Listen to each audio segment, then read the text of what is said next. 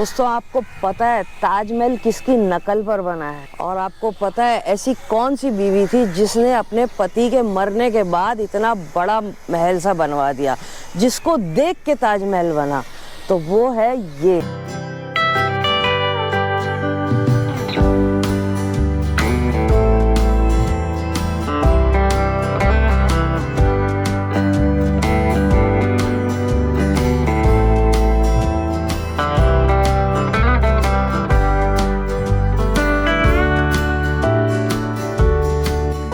नमस्कार दोस्तों, ट्रैवलर अड्डा में आपका स्वागत है। दोस्तों, आज हम आपको ले जा रहे हैं ऐसी जगह जो कहने को तो कब्रिस्तान है, पर देश विदेश से आए लोगों की पसंदीदा जगह है। कहते हैं यहाँ जिस मुगल बादशाह की कब्र है उसके शरीर के 2 हिस्से करके यहाँ दफन किया गया था।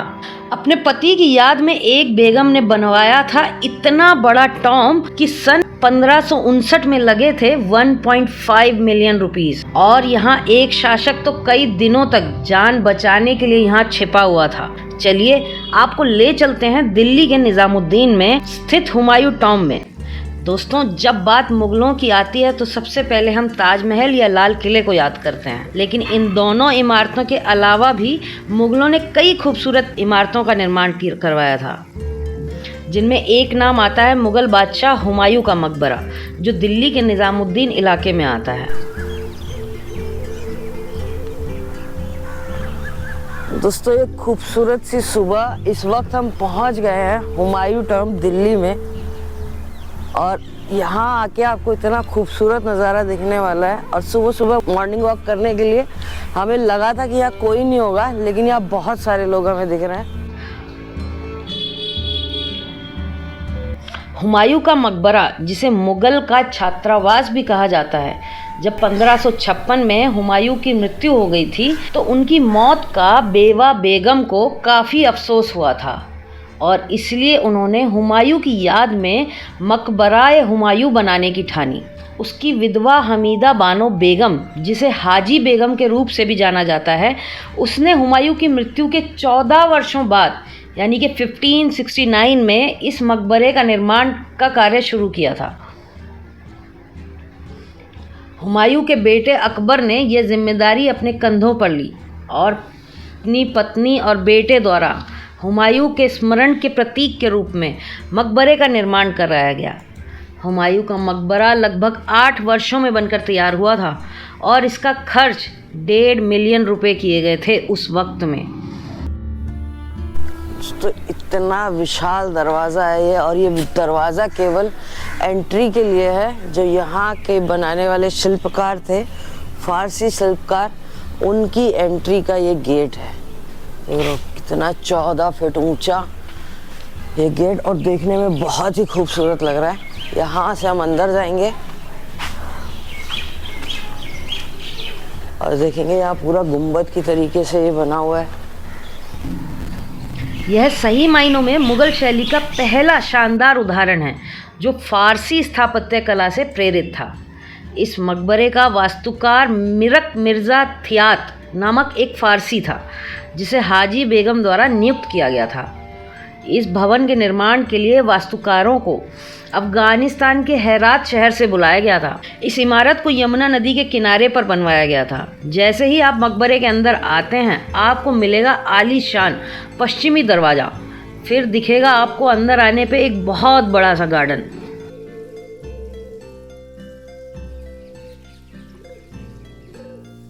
तो ये है मस्जिद। यहीं पे मुगल काल में होती थी इस्लाम की जो पूजा या नमाज कह लो आप उसे।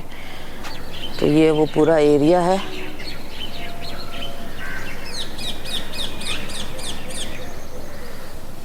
बहुत ही बड़ा टॉम्ब है, और मज़ेदार बात यह है कि सारे जितने भी छोटे छोटे गुंबद या मस्जिद बनी हुई है, सबके पास में गार्डन है जो डेवलप किया गया है। और ये अफसर वाला मकबरा इसे कहते हैं। तो ये है शाही दरवाज़ा। अब इस शाही दरवाजे से हम अंदर जाएंगे और देखेंगे तो ये मुग़ल काल के सबसे पुराने मुग़ल शासक के मकबरे का शाही दरवाज़ा सामने आपको दिख रहा है।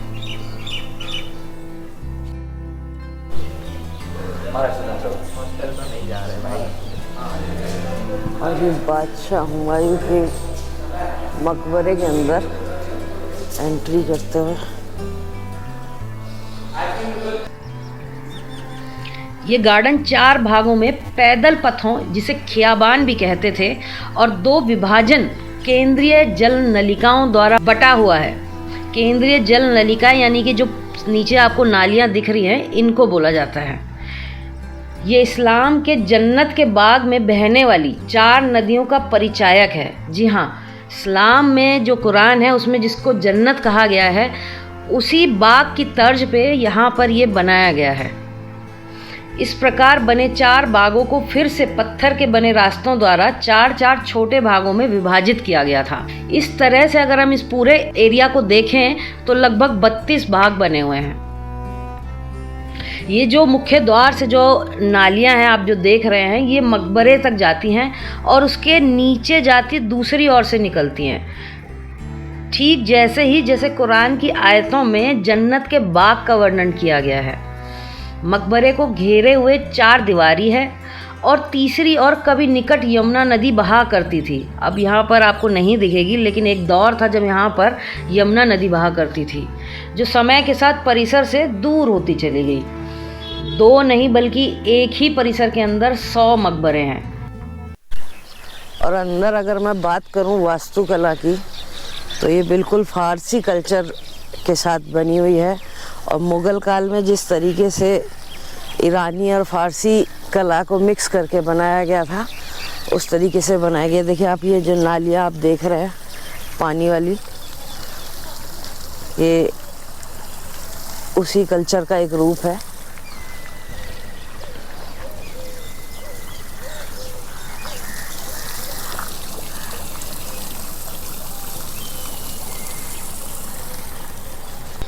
शाही दरवाजे से जैसे ही आप अंदर घुसेंगे, आपको नज़र आएगा खूबसूरत सा हुमायूं का मकबरा।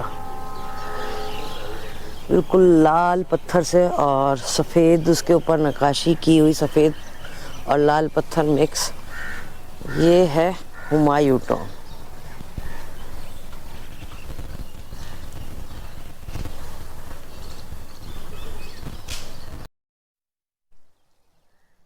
दोस्तों, ये वही कलाकृति है जिसको देखकर ताजमहल बनाया गया, जिसको देखकर सफदरजंग का मकबरा बना, और जिसको देखकर न जाने कितने मुग़ल काल के जो आप किले या मकबरे देख रहे हैं, वो इसी मकबरे को देखते हुए बनाए गए थे। क्योंकि मुग़ल काल का ये पहला मकबरा है जो इतने बड़े स्तर पे बना था। आप चैनल में बने रहिए, आपको बहुत बेहतरीन किस्से सुनाऊंगे जो इस समय मुग़ल काल से जुड़े हुए थे या भारतीय संस्कृति के साथ जुड़े हुए थे। हुमायूं के मकबरों पर कुछ भी ना लिखने की वजह से मकबरा किसका है ये पहचान पाना बहुत मुश्किल है। इसीलिए यहाँ आप हुमायूं का मकबरा आप ढूंढेंगे तो आपको बहुत मुश्किल होगी मिलने से।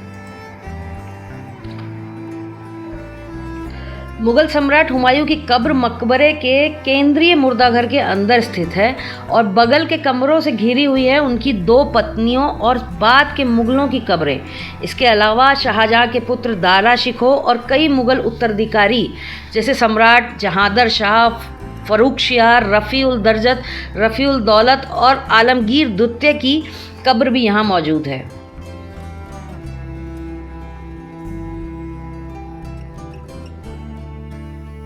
जैसे ही आप ऊपर आएंगे आपको एक और गेट मिलेगा और अंदर खूबसूरत सी नक्काशी वाला ये जो है ये मेन मकबरा है।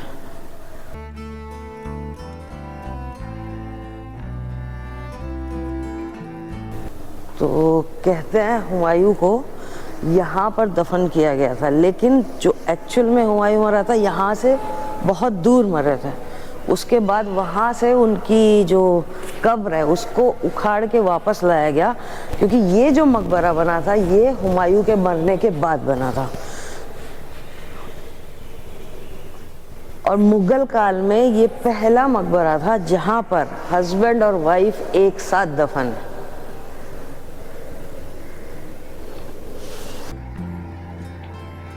कहा जाता है जब अंग्रेजी फौज ने दिल्ली को चारों तरफ से घेर लिया था, तब बहादुर शाह जफर वफादार सैनिकों के साथ महल से बाहर निकलकर हुमायूं के मकबरे में छिप गए थे। ऐसी कई दिलचस्प बातें इस किले से जुड़ी हैं जिनके बारे में आप शायद ही जानते होंगे। चलिए आज हम आपको इस किले की कुछ मज़ेदार बात बताते हैं और घुमाते हैं। दोस्तों, मुगल काल के शासक हुमायूं का मकबरा जो यहाँ पर है, तो एक्चुअल में हुमायूं की जो एक्सपायर हुए थे वो कहीं और हुए थे, लेकिन उनकी कब्र को यहाँ लाया गया था उनकी बीवी के द्वारा, क्योंकि ये मकबरा बना था उनके मरने के बाद। उनकी बीवी जब यहाँ आई थी तो इसका एक बहुत बड़ा आध्यात्मिक कारण भी है। उसका रीज़न ये है कि कुछ ही दूर पर निज़ामुद्दीन औलिया की दरगाह है, तो सूफी संत निज़ामुद्दीन औलिया को उनकी वाइफ जो है वो बहुत रिगार्ड करती थी या मानती थी, और वो चाहती थी कि उनका पति की जो दरगाह होगी या कब्र होगी वो बिल्कुल सूफी संत के पास होगी। तो ऐसा ही सोच के हुमायूं टॉम्ब का यहाँ पे बनाया गया है। उसी को सोचते हुए इतनी बड़ी यहाँ पे पूरी आपको 150 से ज़्यादा कब्रें मिलेंगी जो ये चाहते हैं कि उनको आध्यात्मिक शांति मिले। अब आध्यात्मिक शांति कितनी मिलती है मुगलों को ये हमें नहीं पता, पर ऐसा उस वक्त में उस दौर में सोचा गया था। दोस्तों, इस मकबरे की खास बात ये भी है कि ये पहला ऐसा मुगल काल का मकबरा है जिसके अंदर गार्डन भी मौजूद है। अदरवाइज आपने मकबरे देखे होंगे वो छोटे छोटे एक गुंबद टाइप से होते हैं, लेकिन ये जो है इतना बड़ा मकबरा है और इसके साथ इतना बड़ा ये गार्डन है। आप देखेंगे पूरे मकबरे के पास, तो ऐसा जो है मुगल काल में पहली बार हुआ था। वो ये हुमायूं के टॉम्ब में आपको दिखेगा। देखो कितना बड़ा गार्डन आपको यहाँ दिखने वाला है। हुमायूं के मकबरे का बाहरी नज़ारा बेहद लुभावना है क्योंकि ये भारत में निर्मित पहला गार्डन मकबरा है। फारसी द्वारा निर्मित इसकी प्राकृतिक सुंदरता दिल्ली ही नहीं दुनिया के हर एक व्यक्ति को देखने के लिए मंत्रमुग्ध कर देती है। हुमायूं के मकबरे के बारे में एक और दिलचस्प तथ्य यह है, यहाँ आपको फारसी में डबल मकबरा दिखाई देगा। बताया जाता है जब अंग्रेजों के लाल किले तक आने की खबर बहादुर शाह जफर तक पहुंची, तब उन्हें यही डर सताने लगा कहीं वे लोग उनकी हत्या न कर दें। इस डर से वो अपने बचे कुचे वफादार सैनिकों के साथ महल से बाहर निकलकर हुमायूं के मकबरे में छिपने के लिए पहुंच गए। उस दौरान अंग्रेज बहादुर शाह जफर को पकड़ने की तैयारी कर रहे थे। आखिर में अंग्रेजों ने जफर को ढूंढ ही निकाला। जहां वो अपने करीबियों के साथ बैठे थे, यही वर्ष 1857 में लेफ्टिनेंट हडसन ने अंतिम मुगल बादशाह बहादुर शाह द्वितीय को गिरफ्तार किया था।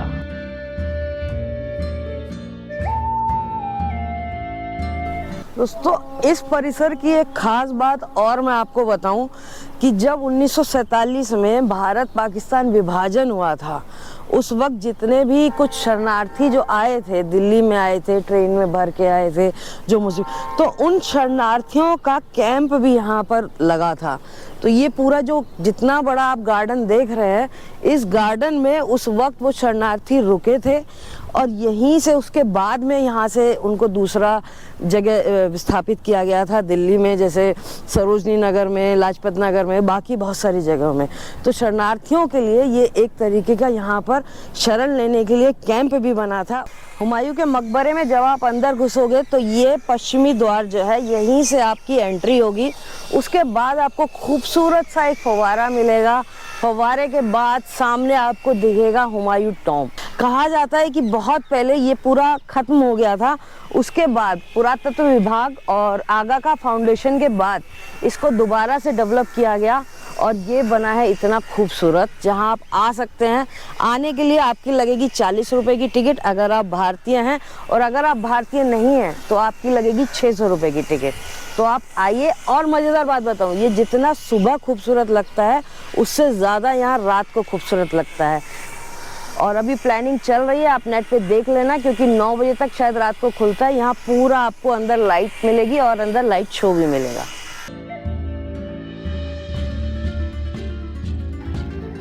दोस्तों अगर आप दिल्ली की खूबसूरती को गहराई से परखना चाहते हैं तो आपको एक बार हुमायूं के मकबरे की ओर रुख करना चाहिए। हुमायूं के मकबरे के आसपास ऐसी कुछ जगहें और स्मारक भी हैं जहां आप घूम सकते हैं। उदाहरण के लिए बू हलीमा का मकबरा और उद्यान जो हुमायूं के मकबरे के पश्चिमी प्रवेश की ओर स्थित है। इसके अतिरिक्त चार बाग गार्डन जो हुमायूं के मकबरे से लगभग 4 किलोमीटर की दूरी पर है। वहीं हज़रत निज़ामुद्दीन औलिया की दरगाह हुमायूं के मकबरे से लगभग 1 किलोमीटर की दूरी पर है।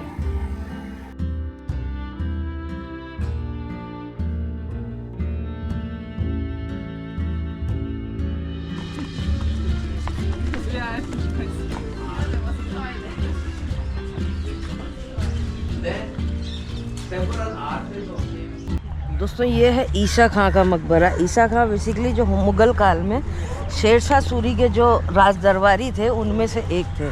तो यहाँ उनका रहने का भी और उनका मकबरा भी उनके जीवन काल के समय में ही बन गया था।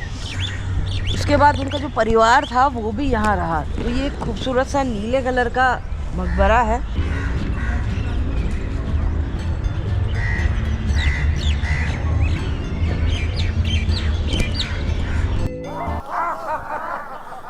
घूमने के साथ तो लोगों के वॉक करने के लिए और एक्सरसाइज करने के लिए भी बड़ी सही जगह है ये। सभी लोग यहाँ आए हैं, एक्सरसाइज किए। वैसे खाना पीना यहाँ अलाउड नहीं है, ना ही लाने दिया जाता है। तो दोस्तों बने रहिए हमारे साथ, और भी रोचक जानकारी के साथ आपसे फिर होगी मुलाकात। और हाँ, चैनल को सब्सक्राइब करना बिल्कुल मत भूलिएगा। नमस्कार।